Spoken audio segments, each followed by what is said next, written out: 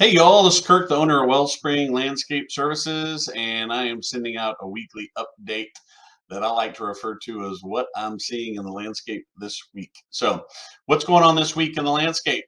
Well, the great news is things like redbuds and mountain laurels are blooming, which is super beautiful and cool, which is one of the reasons we plant them. And if you can get yourself around some mountain laurels, which I hope you can, they smell like grape Kool-Aid, so super cool. I was on the street the other day, and the whole street smelled like grape Kool-Aid, and it was just awesome and made me feel like it's definitely spring. So get out this weekend and check those out. Also, bluebonnets are blooming, and we got them all over the place, it looks like now. So go out and do your annual photo with the bluebonnets. Everybody says watch for snakes before you sit down in the bluebonnets. Probably a great idea. I've never heard of anybody sitting on one, but that can never be a bad idea. And on a side note, make sure you don't cut down bluebonnets even after they look like they've died off a little bit. Wait for the seeds to set and fall off the plant and fall to the ground. You can even shake them if you want to once the plant looks kind of dead.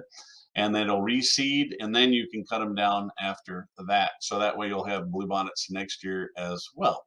So that's what's going on. Bad news, oak leaves are falling, the live oak leaves are falling, and it's making a giant mess. Much later than normal this year, probably because of the weather, that late freeze we had. But leaves everywhere, and then the little pollen tassels called catkins are going to follow them. So we're all going to have green cars and runny noses for another week or so, and then that'll all clear up, and we'll be done with that. But that's a big deal this week. And then finally, turn on your irrigation system. So we're not getting a lot of rain right now. We've been up in the 90s. I would go ahead and turn your irrigation system on.